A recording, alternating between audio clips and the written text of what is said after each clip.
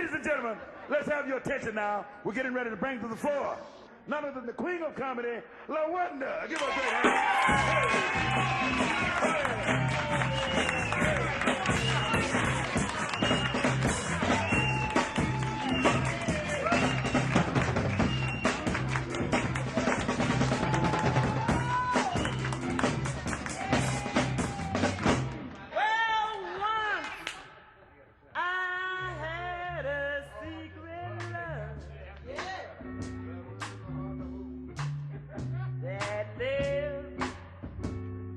within the heart of me. And when he asked about money,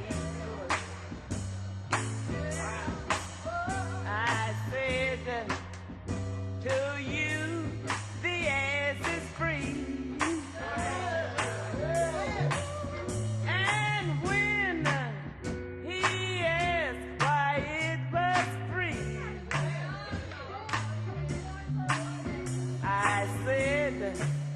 Steely mattress bothers me. Last night we were on Channel 4, and my secret is no secret anymore. So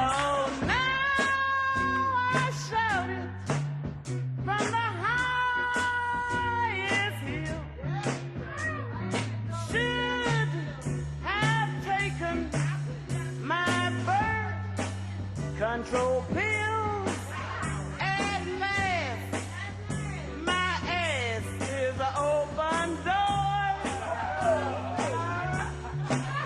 and the secret is no secret anymore.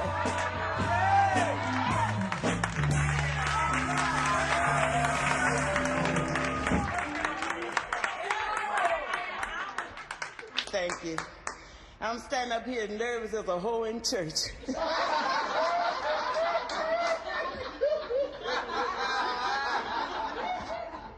Yeah, speaking of the whores in church, you know, hell, the money ain't flowing like it usually flow all the time. Yeah, them whores, honey, is in bad shape up there. Yeah, honey, the whores in such bad shape. One whore said to the other whore, she said, honey, she said, ain't no money on these streets no more. She said, hell, I'm gonna join the church. So the other whore, she didn't really believe she was going to join the church, you know.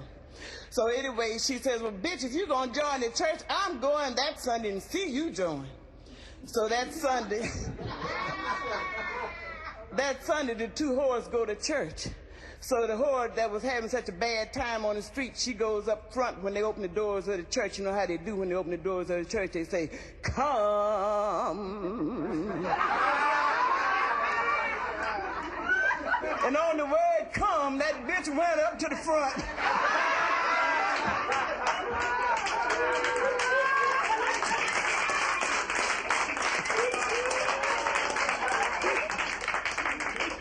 Yeah, the damn bitch joined the church, honey. So the preacher came down out of the pulpit. He says, we know you a whore. He says, but I want you to tell your determination. The bitch got up. She says, well, brothers and sisters, members and friends. She says, I want to speak my determination. Yes, honey, she talked to him a while, baby. She said, you know, I'm a whore out on the street. This other whore, her friend, she's sitting in the back listening, see. She said, and you know, the money got bad out there. She said, but the money didn't mean nothing to me. She said, one night I was laying in the arm of a sailor. The next night I was laying in the arm of a soldier. She said, but tonight, brothers and sisters, I'm laying in the arms of Jesus.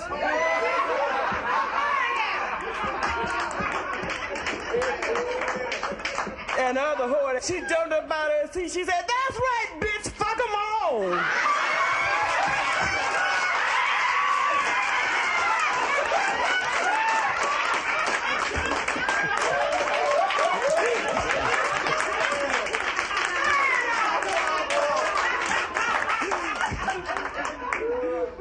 There was a woman in the crazy house. This was a white broad, see. The bitch was so damn crazy, she climbed all up the walls and things, you know. And she was so damn crazy, they put her in one of them padded cells. And every day, the colored nurse would go and check on her, you know, to see how crazy she was. And the nurses could tell how the condition was by the patient's conversation. So this broad was climbing all up the wall, just screaming, "I want a long black dick."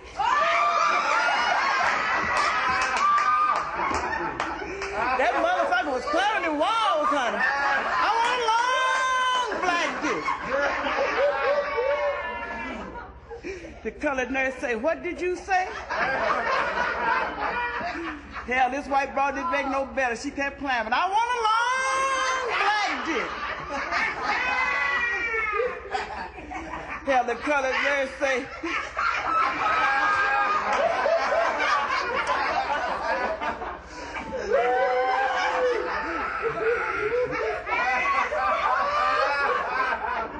"You was crazy as hell when they brought you here." She said, "But you in your right damn mind now."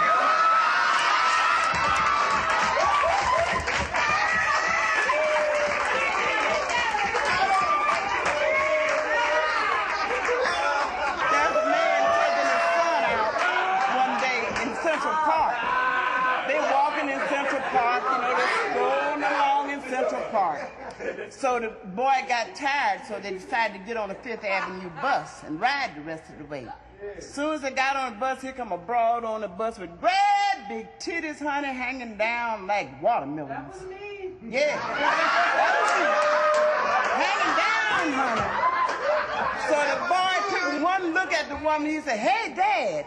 He said, "Dig the tits on that broad."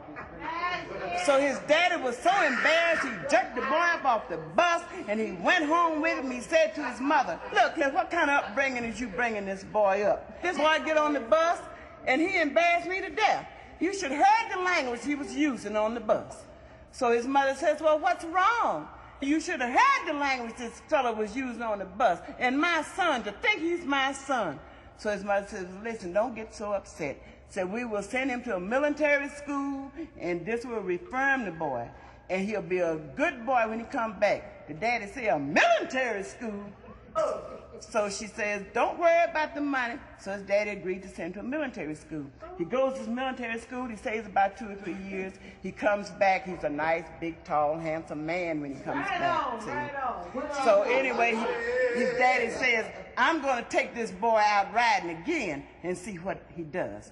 His daddy takes him out in Central Park. They walk along Central Park. Pretty soon they got tired. They got on the bus again. So this big broad gets on the bus with great big titties, honey, wearing a V-cut. Size V, honey. Yeah. The daddy says, "Hey, son, dig the tits on that broad." The boy didn't say nothing. He says, "I'm going to test this little son of a bitch out." He said, "Dig the tits on that broad, son." The boy didn't say nothing. So he said, "This boy is trying to fool me." So he said to him again. He said, "Hey, boy." He said, "Dig the tits on that broad." The boy said, "The hell with the tits, Dad." Said, "Get a load of the ass on the bus driver."